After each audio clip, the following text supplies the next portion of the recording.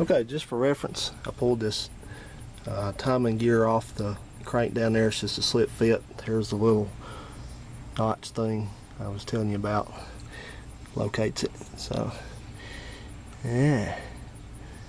Alright, so that just comes off like that, and then behind it you have another shield. So it's oily on one side and got teeth mark on the other side does not, so that'll help you remember which way that goes on there. Just set it over here somewhere. And by the way, I just popped out another one of those seals with just my little popper there. So now the last one's a crankshaft seal. I wonder if it'll pop out with a little bit of pressure. Jeez. Okay then, it's time to put these seals back in. So I was able to pry those seals out. Really, to me, is too easy to pry them out. So that's them over there, by the way. So I've got the new ones ready to go in. These are all L-ring seals. That's what everybody said to use, and then they backtracked, said don't use them, blah blah blah. So test fit one of them, the cam seal was one of the new ones, and it seems like it's a tighter fit than the one that was in it, which was also L-ring, looked like the factory seal. So I don't know, but since I'm a little bit OCD about stuff, I'm going to give myself an insurance policy. I don't want to go back in and have to do these seals again. So, you know, at least from them popping out. So what I'm going to do is I'm going to use a trick I learned on the internet. I'm going to install these, but I'm going to use some of this 3M yellow, they call it, red strip and gasket adhesive. I'm going to just put a film of that around the outside of this. Do not put it on the inside where the crank is, and then we're going to install it. And you want to be sure that you want to put just a little film of oil on the inside surface where it goes around the crankshaft, and that applies for the intermediate shaft and also applies for the camshaft. Don't run them dry. So we're going to do that on all three of these, and this stuff sets up pretty dang hard, so that should keep these from ever popping out. So okay then, I'm going to do that, and I'm going to use my installer tool, which also is known as a piece of exhaust pipe, to drive that crank in, and then on these we'll find something that'll go, you know, around them without marring up anything. So I'll show you what I use, but the objective is just going to be to seat them where they go right there. Don't push them in too far, just get them kind of flush with the outside surfaces there, and that's how you do it. So we'll see what they look like when we get them in. Okay man, got these seals back in, and they went in a lot tougher than the old ones came out, so that's good. A little bit of residue of some 3M around it, and this one especially, was liberal with it because I want to make sure that didn't have a recurrence of that popping out. So now it's going to be time to, I've already put the washers on down there, the back dust shield and the crank gear and the front dust shield. Actually, I think this is going to have to go on after the belt goes on, but for sure actually. But I want to show you real quick, I've made some timing marks on here. This is this little one, the front dust shield, and this is, according to the book, this is where your crankshaft timing mark is. You gotta, this goes over the little guide nib there, and then up here you got a little cutout, and so I've highlighted that. That's your bottom top timing mark, and it's going to line up if you look down in there. Yeah, if you look down in there, right on the top of that, get the glare off of it. Right, you see that there's a little raised ridge right there, not that one. There's one's even raised even more right there where my fingertips pointing. That's where I made my white mark at. That's your reference for this. So that's how you time it. You don't go by the mark that's on that crankshaft pulley over there. That's just for timing purposes, like ignition timing purposes. So this is what you use, and then I've made a mark. This is your rear timing cover. Made a mark for the cam pulley, which is right here at the top, highlighted it white, and then one for the auxiliary pulley, which is right here, It's just like a little depression in there, so you can find those. And I'll probably also post some links to some timing belt mark diagrams, because I'll tell you, this was not actually that hard to, I mean, not that easy to figure out, because these marks are not very, they're not very self-explanatory. So, but anyway, I think we're going to get it right, so I'll make sure of that. All right, let's do a little bit more. Okay, I got the new timing belt put on here, and I believe I have it in the right position.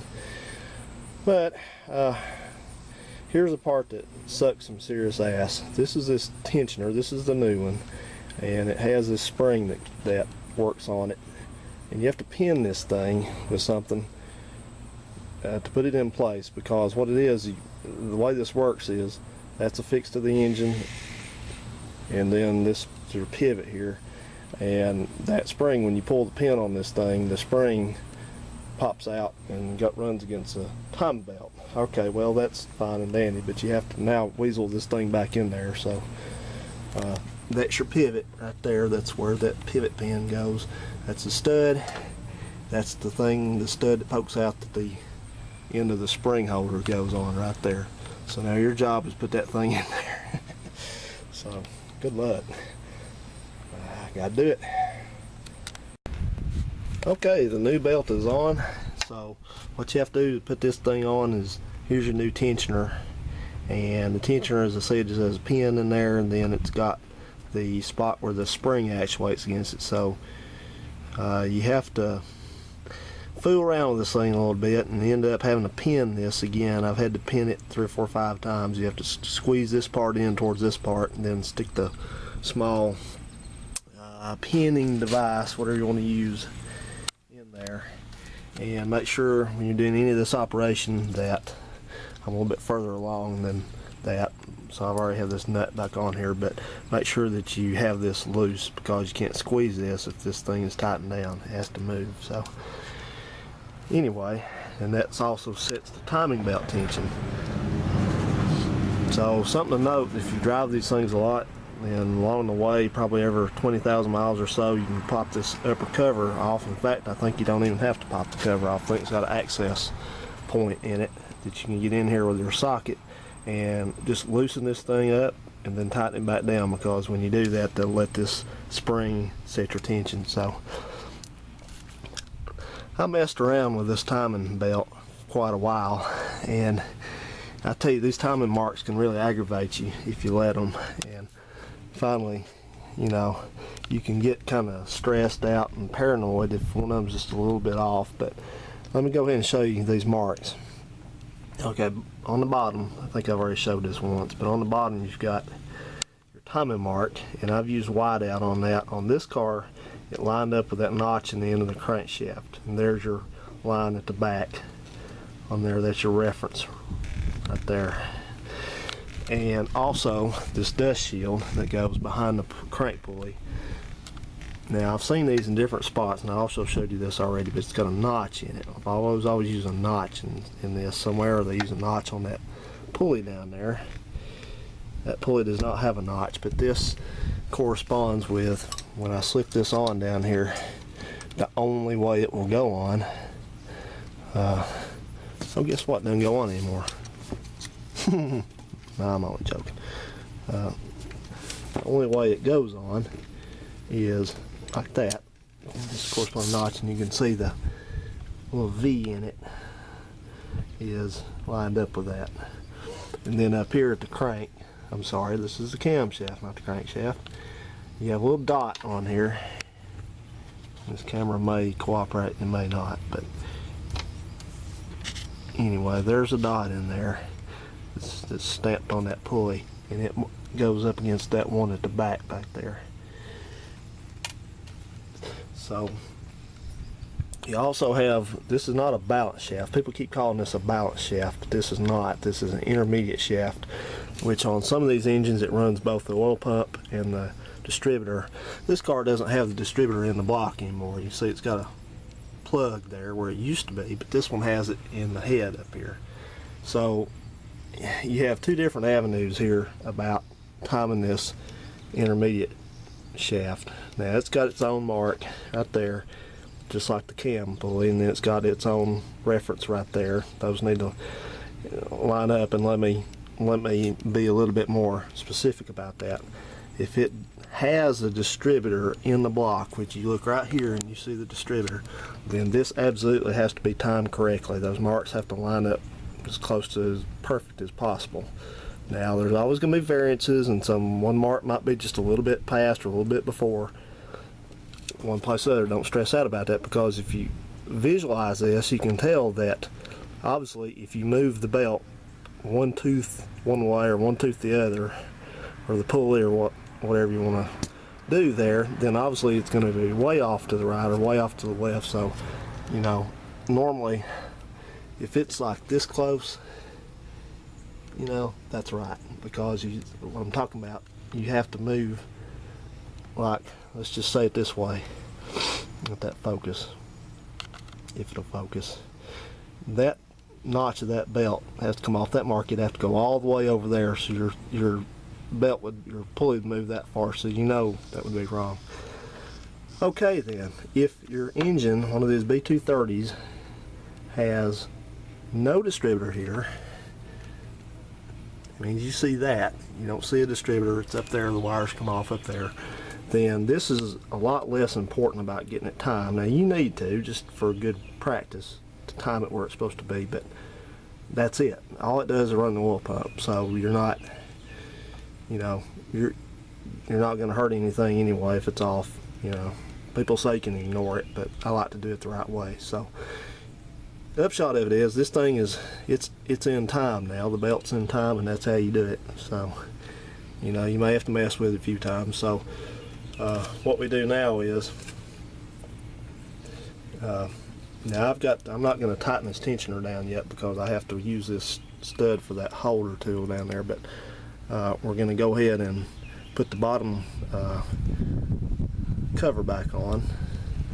And well, I think before that, what we have to do is we have to I don't think I can do that.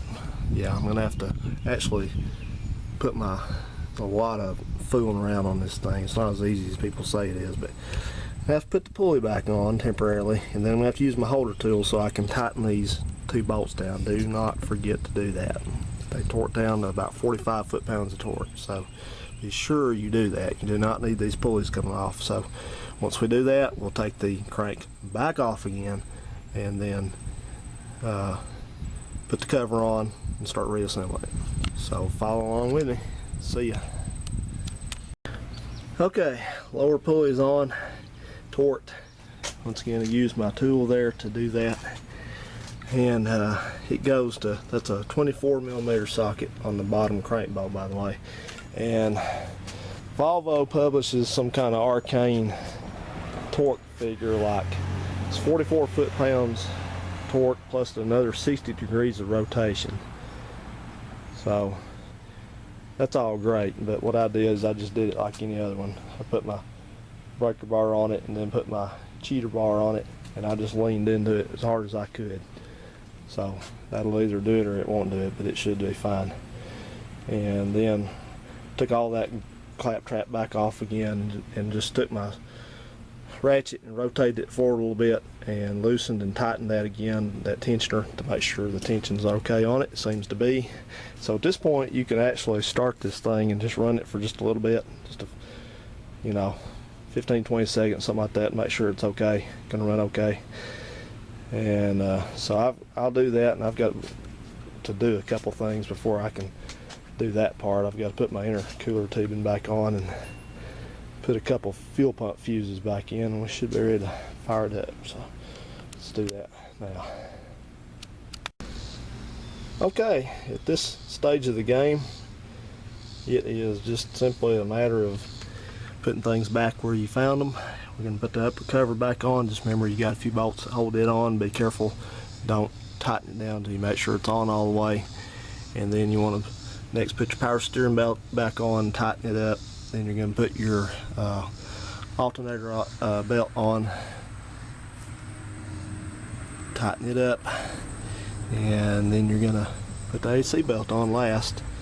tighten it up. Of course that is considering that you're putting your pulley and everything back on too. So then the last thing you'll do is your fan and your shroud and you should be done. So if you have any questions, feel free to ask. I appreciate you watching, and rate, comment, subscribe.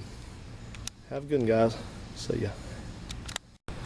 Okay, well, it is time to wrap up this timing belt job, and I just wanted to do just kind of a final video on it to kind of help remind you of what to be sure to do when you're putting this back together. You can see I've put everything back on, put all the belts back on. I bought new belts, but I could only use 2 of them because the nice lady at the parts store gave me the wrong one for one of them. She got one number off. She may have dyslexia or something, I don't know. So that'll have to go back, but in the interim, the belt that was on there, that's the air conditioner belt, was good.